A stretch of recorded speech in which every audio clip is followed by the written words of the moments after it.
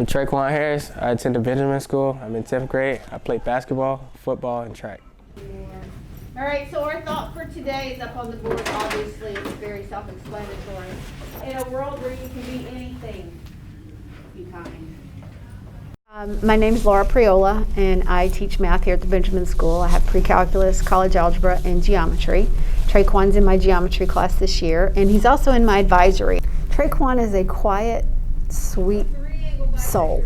Quan is just a special type of kid. No, he real funny. Very smart, he's athletic. He's a humble kid, he's motivated, dedicated. You know, Quan just Quan.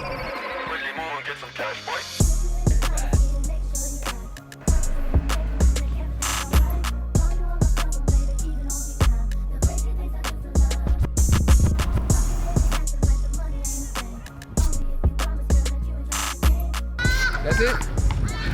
Stay tuned.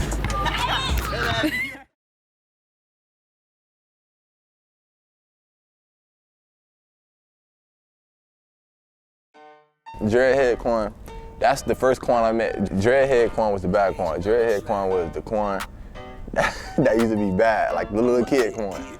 But that's when I first met him. And we came up together, so we went from Roosevelt Elementary to Roosevelt Middle to Benjamin. All three levels. Quan became our godson some years back. He basically hung out one time and never went home in that sense, but he's a great kid, you know. He's taught me a lot. He's from a different background that I was from, so I've learned a lot from him in my trying to teach him things. Him and my oldest Jacob are really good friends. He's a special kid, you know. He's got this personality. He was really hard to crack at first. He was pretty stubborn, and then he had to just open up. Once he opens up, you see a whole nother side of Quan that you just don't obviously know. I describe Quan more as an uplifting person, more uplifting and caring person. And you really wouldn't see him down, because, you know, like, he's just a nice person and a likable person. This is Roxy.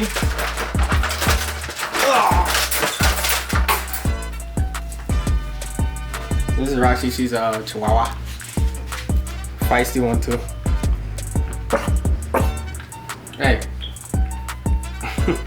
This is my little baby right here.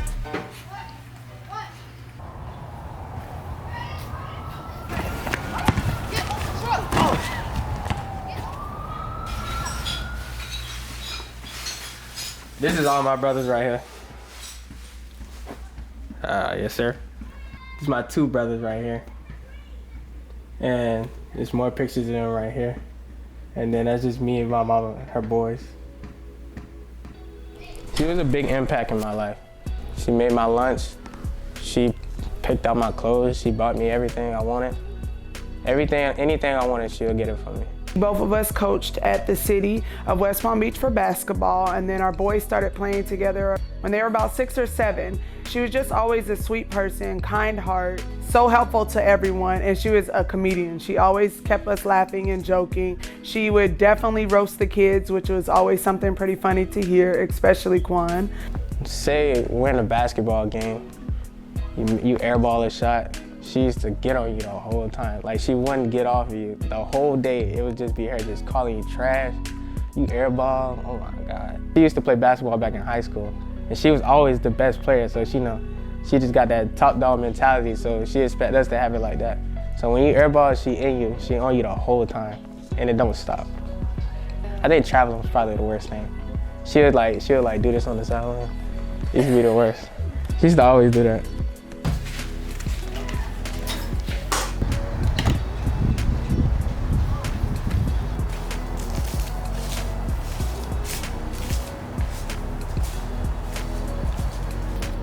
This is the back of games part. My mom, we stayed very close because, you know, she wanted to get to work fast because she always had to be on time. She taught a lot of kids. She worked there for almost 21 years. She's been there for a long time. Everybody knew Miss Tiffany was. She had a lot of connections with a lot of kids. She used to deal with the bad ones, deal with the good ones. She never treated not one kid different. Come on, man, let me dunk on you. Oh, why you gonna dunk? Let me dunk on somebody, dunk on my daddy. No.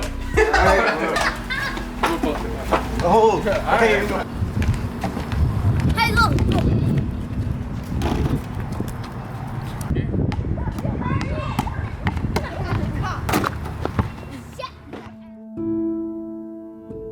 My mom, she was diagnosed with colon cancer when I was in 7th grade. It really broke my heart because it happened during the football season. She went into the hospital and it wasn't the same for like the first week. So I kind of fell off a little bit. My game started going down. But when we went to the hospital, we visited her. I came in, she said everything's gonna be fine. She told me, and I just brushed it off. She kept me going. She beat cancer. She beat it the first time, but then it swooped back around, came back, and she had to fight it again. She was always a fighter. That's the only thing. My mama never gave up. She was a great fighter. My mom always had a happy face. She always smiled. She used to.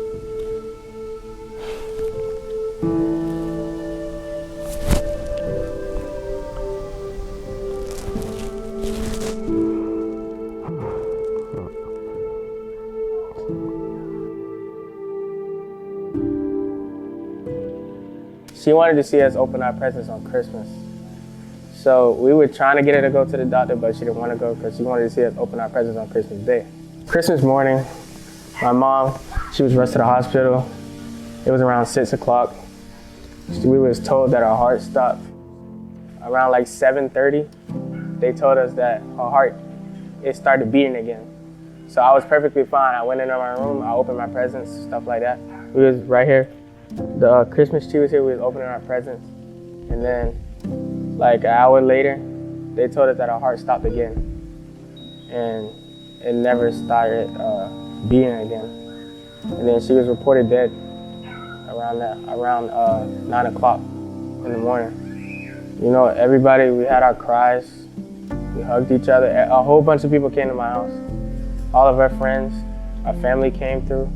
There was a lot of people. And I really was torn up that day. I felt like nothing. I lost a piece of me, a big piece of me. I lost the most important person in my life.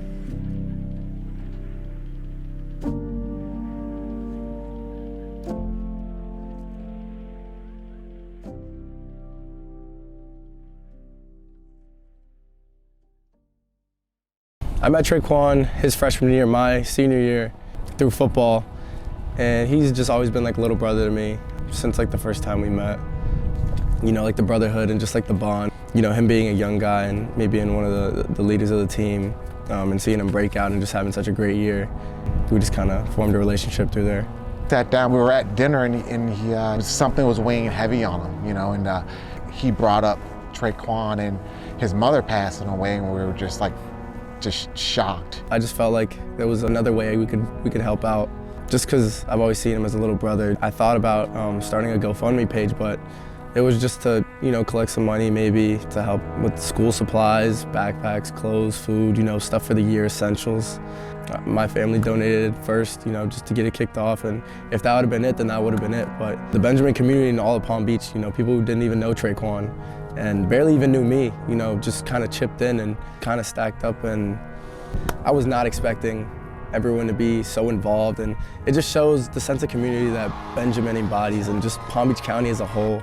And I'm just so thankful to be around such a great group of people and just the environment that we're in. And it's just like, even if we're not blood related or, you know, we're not close, we'll take each other in. That's just the greatest thing ever to see. Of course, it's hurtful, but it's gonna make him into a better man. And I already could see it, like it's shaping him into a better man. As a person, eventually this will make him stronger and more independent and give him a different focus in terms of who is his family.